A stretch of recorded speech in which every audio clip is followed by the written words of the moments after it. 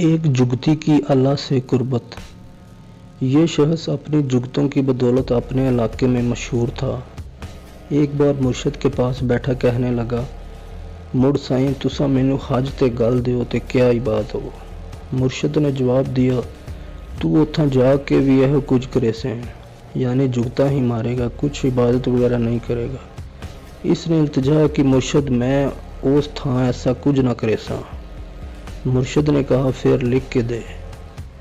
اس وقت اس شخص سے ایک کاغذ پر حلف نامے پر سائن کروائے گئے کہ وہ وہاں صرف عبادات کرے گا، کوئی فالتو بات نہیں کرے گا، کسی کو جگت نہیں مارے گا، اپنے کام سے کام رکھے گا اور حج کر کے واپس آ جائے گا۔ اس نے باقی مریدوں کی موجودگی میں حلف نامے پر خوشی خوشی سائن کر دیے۔ مرشد نے ایک مرید سے کہا کہ اسے اپنے ساتھ حج پہ لے جاؤ۔ اب حج ہو گیا، سر منڈوانے کی باری آئی، سر بھی منڈوا لیا، واپسی کرا لی۔ جب اس زمانے کی بات تھی کہ جب حج سفر خچروں پر طے کیا جاتا تھا، واپسی کے سفر پر اب اس کا سر منڈا ہوا اور گدھے پر بیٹھا ہوا اللہ کریم سے راز و نیاز میں مصروف ہو گیا۔ کہنے لگا، ساڈے علاقے وچ چور جے پھڑیا جاوے تے اودی ٹنڈ کرا کے کھوتے تے بٹھاندے نے، مولا ہن ٹنڈ بھی کرا لئیے، کھوتے تے بھی بیٹھ گیا، جے ہن بھی جان بخشی نہ ہوئی تے پھر گل تے نہ بنی نا۔ وہ گدھے پر بیٹھا اپنی دھن میں مست اللہ سے باتیں کرتا چلا جا رہا تھا۔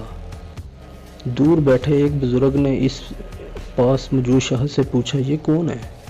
بتایا، یہ فلاں فلاں جگتوں میں مشہور ہے۔ ابھی اس کی بات مکمل نہ ہوئی تھی کہ ان بزرگ نے اسے خاموش کروا دیا اور کہنے لگے، خاموش، اسے بلانا مت، وہ اس وقت وہاں ہے جہاں ہم بھی نہیں۔